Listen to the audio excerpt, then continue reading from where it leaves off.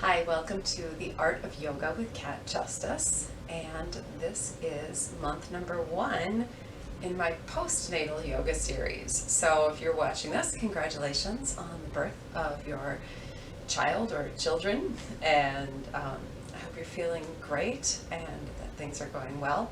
So this video, you can see my little guy sleeping there. This video is going to be nice and short. We don't need a big long yoga practice the first month recovering from pregnancy and birth, and it's really just going to focus on kind of opening up the chest. When we're feeding our baby, we tend to get kind of rounded forwards, so some nice heart openers and just some gentle postures to help kind of reacquaint you with your body. It's going to be different than it was before having a baby, and so this is a fun time to kind of explore what your new body is like. So we're going to start out on our backs. So you can come to lie on your back. And as you lie back, go ahead, close your eyes. Let your knees drop together. Let your feet be a little wider apart than your hips. And as you breathe in and out through the nose, just feel your back soften into the floor.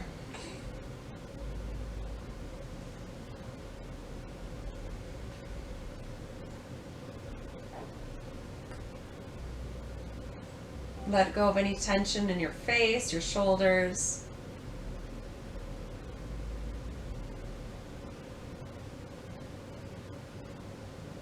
And allowing your belly to be nice and soft. As you breathe in, let the belly rise and expand. As you breathe out, let it soften back in.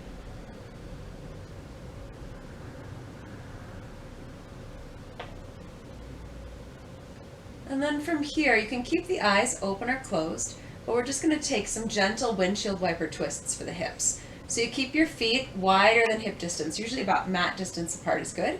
And then as you exhale, just gently let the knees drop to one side, only as far as is comfortable. And then you'll inhale back up, and then exhale to the other side. I'm kind of running into my couch, so I'm going to scoot over a little here. Exhaling as you drop down, inhaling as you come back up. So moving at your own pace, and again, don't force your body to go to the extremes of its motion. If you feel like by taking the legs too far to one side, you feel strain in the hips or the back, just shorten it up, make it smaller. Really, we're just exploring what it feels like to allow the hips to just gently rotate. If you feel any instability or kind of too much looseness going on in the hips and the pelvis, again, make the motion small. So we're just kind of exploring where our comfortable motion is in the hips. And then from here, you can bring them back up. And now stepping the feet so they're about hip distance apart, so a little more narrow. And we'll take a couple rounds of pelvic tilts. So as you exhale, you're gently going to rock your pelvis back. Feel your lower back gently press into the floor. As you inhale, just a small rock forward. Feel your lower back arch. Feel your belly gently open. If you had a C-section and you're recovering from that, you want to make sure these pelvic tilts are small. Don't make them too big. You don't want to overstretch any scar tissue yet. Exhaling as you rock back like a rolling pin. Inhale as you rock forward. And we're just, again, kind of waking up the body, waking up some of that deeper core strength. You want to avoid doing any kind of sit-up motion, any kind of crunches, no bicycle crunches, anything like that early on in your recovery from pregnancy. Next month we'll talk about a diastasis recti if you've got a tear in your abdominal muscles. Next month we'll work on how to deal with that. But one thing that we can do to kind of help get the belly to kind of draw back in after it's been stretched out is just a very simple exercise that starts with a pelvic tilt. So you're going to rock your pelvis back, you're going to feel your lower back press into the floor, and then as you breathe comfortably, you just want to feel like your belly is drawing in. You can imagine like you've got a belt or a girdle around the belly, and just think about kind of drawing in towards that center line. Or some people think of it like lifting their lower abdominal muscles, like you're zipping up a pair of jeans that are too tight. But you want to make sure that as you do it, you're not holding your breath. So you're going to just let your breath be soft as you draw in. Also notice if tension is creeping into your shoulders or your neck. You can just let your arms rest at your side, see if your shoulders are starting to come off the ground. If they are, let them relax back down. So it's just that feeling of drawing in and breathing.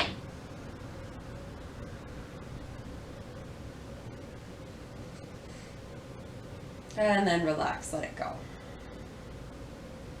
And then we'll take that through twice more. When you're ready, you're going to do the pelvic tilt. You're going to draw in with your abdominals, and you're going to breathe and relax through your neck and shoulders.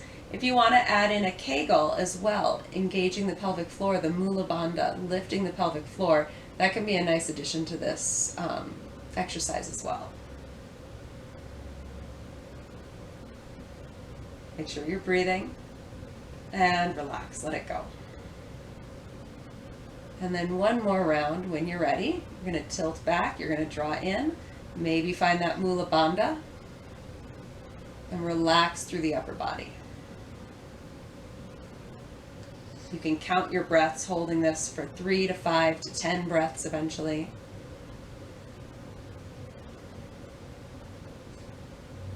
If you're counting your breaths, then you know you're breathing too, that you're not holding your breath. And relax, let it go. From here, go ahead, give your knees a hug and just gently rock side to side, a little massage for your back.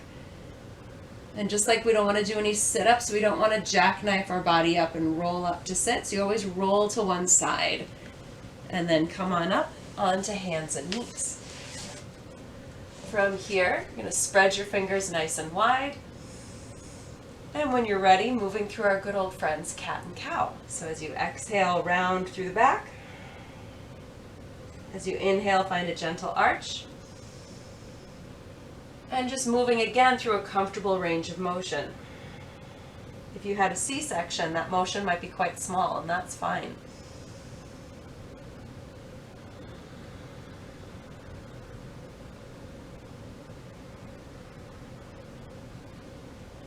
Moving vertebrae by vertebrae. Let the hips lead, let the head be the last thing to move. Feeling that wave-like movement.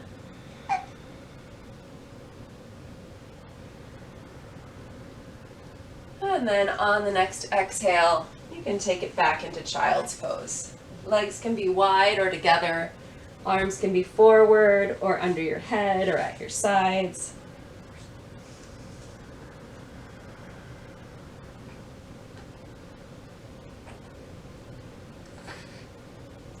And in child's pose, just feeling your breath moving into your back, feeling that just gentle expansion on the inhale and the softening on the exhale.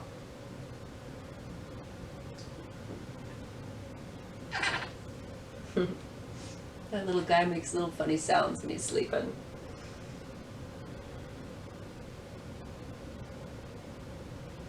And then from here, go ahead, stretch forward, tuck the toes, and lift up and back into downward facing dog. It's always okay to have a little bend in the knees to keep your back straight. And then just walking the feet in place, just feeling that stretch through the calves, through the hips.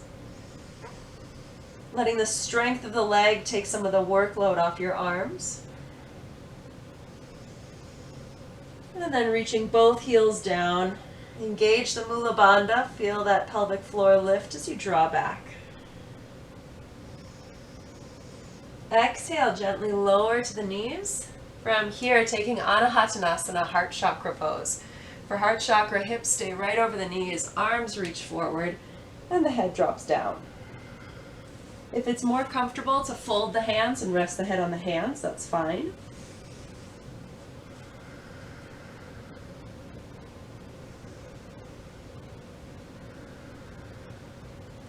Feeling your heart and your mid-back sink towards the earth.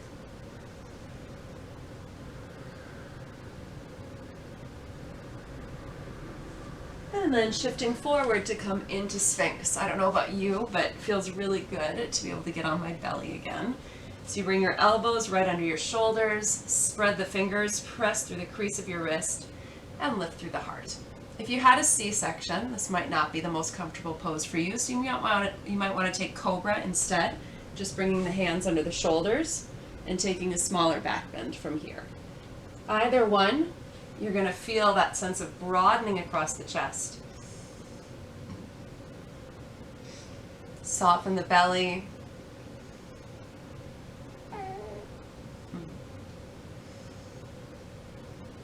Maybe swaying side to side. You can do this in Sphinx or Cobra.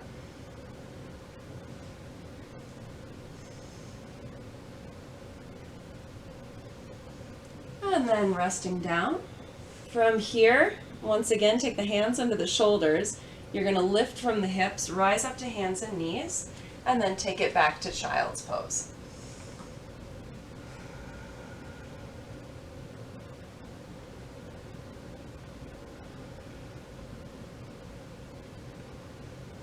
Feeling your breath moving into your lower back. Feel the breath massaging your back.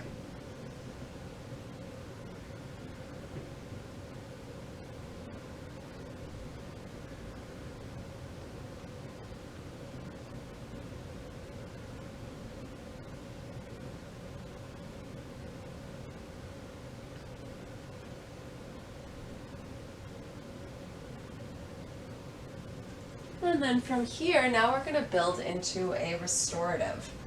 So for this, a block and a bolster are handy, but you can also, instead of the bolster, just fold up some blankets and stack them. And you can find, some books that you can stack for the block. The block is nice because you can use different heights of it, which can be helpful for this pose. So this is a restorative heart opener that's really, really powerful for undoing all of that forward flexion that happens in the body during feeding. And then once you're here, you can decide what height you want the block to be at, what's most comfortable for you. So some of us prefer it at the lowest height, or you can have it at that middle height, or you can flip it and have it at the higher height. You just choose kind of what feels right for you. And as you relax down into the stretch as well, if you've had a C-section, it might feel more comfortable to have some support under the small of your back, under your sacrum. So stacking another bolster or some blankets or even a pillow under the small of your back to help reduce some of that stretch across the belly, that might be nice. Otherwise, just closing your eyes and letting your body really melt into the stretch. Relax any tension from your forehead, your jaw. Feeling your breath moving into the front of your body. Your inhales open and expand the body. Your exhales soften. And just letting that flow of breath really just inform the pose. Just going deeper into your awareness of the sensations of your body. That feeling of opening across the front. This is also a great pose if you've got any issues with blocked ducts. This can be a really nice stretch to kind of open through some of that fascia of the chest.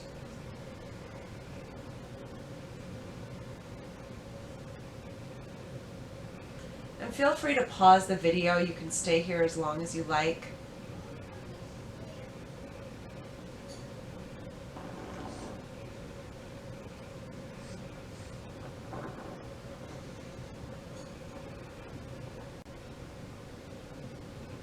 And feel free to stay here. If you want to stay longer, you can pause the video.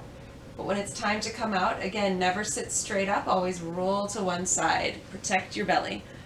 As you roll to one side, you can gently press back up. And if you want to take a traditional Shavasana, now you can just come to lie on your back, or you can do one more restorative with me. This one I call it legs up the couch. It's a variation on legs up the wall. So for this one, I like to have a little bit of lift under my hips. And what that's going to do is it's going to use gravity to help the uterus and all of those other internal parts of you that maybe got kind of pulled and stretched during pregnancy and childbirth. They're going to allow gravity to help to draw them back up, to help prevent a prolapse. So to come into it, you're going to sit up on your blankets or your bolster, and then you're going to swing around. As you swing around, you get comfortable, kind of situating your lower back into a comfortable position.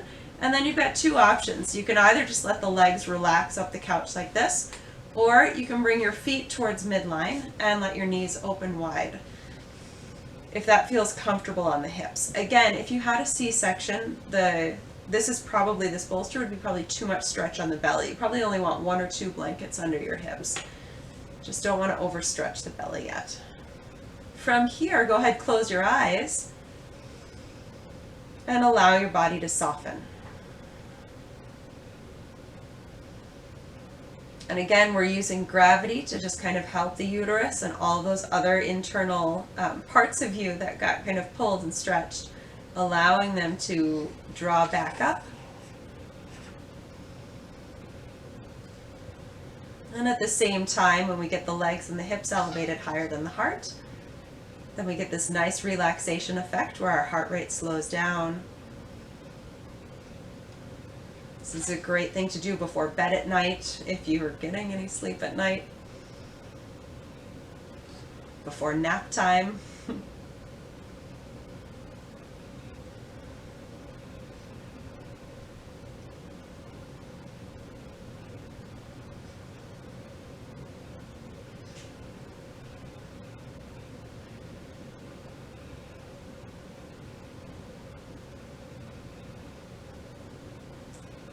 Allowing everything to slow down, to soften. If you've got any anxiety or any kind of mood or hormonal changes going on, we all do after childbirth, after pregnancy. There's a whole host of not just hormonal, but actual neurological and brain changes that are happening in this postpartum period. So spending some time just allowing your body to be still and just noticing kind of the thoughts, the feelings, the sensations flowing around inside of you, and just being present with them, just accepting them for what they are.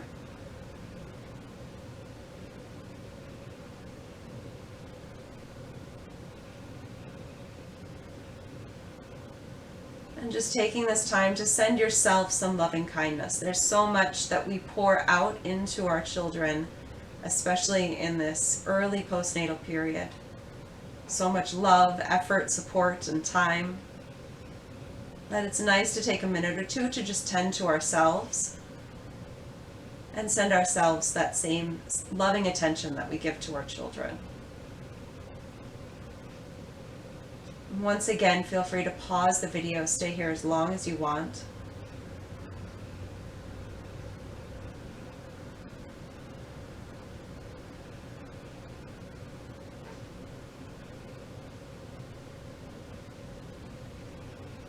And when you're ready to come out, or when your baby wakes up from the nap and forces you to come out, you can start to wiggle fingers and toes. Bringing the knees together if they were separated. Make sure you're breathing. Gently roll to one side as you come down. Take a couple breaths on your side before sitting up.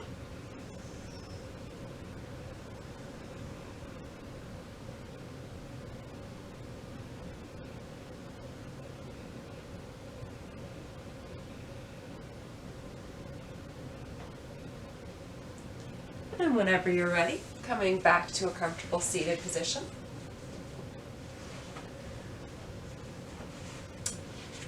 And thank you so much for watching the video, for doing some postnatal yoga with me, some mommy and me yoga. I hope your body is feeling great.